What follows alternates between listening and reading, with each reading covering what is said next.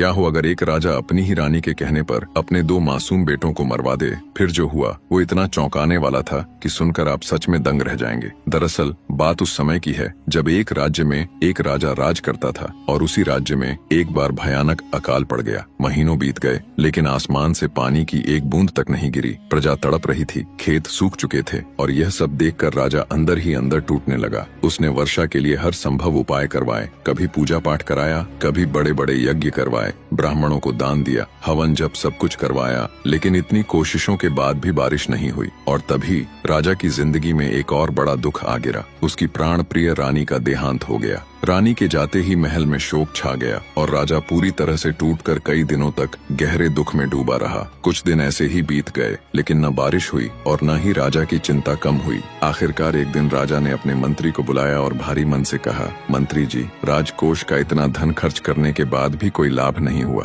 अब बताओ क्या किया जाए। मंत्री कुछ देर सोचता रहा, फिर बोला, महाराज, अगर प्रजा से थोड़ा थोड़ा धन एकत्र कर लिया जाए और उसी से यज्ञ और धर्म कर्म करवाए जाए तो शायद इस बार कुछ फल मिल सके। तुरंत पूरे राज्य में खबर भिजवाई गई और अलग अलग इलाकों से धन इकट्ठा किया जाने लगा। जब पर्याप्त धन इकट्ठा हो गया तब ब्राह्मणों को बुलाकर यज्ञ की तैयारी करने को कहा गया। लेकिन यहाँ एक नई समस्या खड़ी हो गई।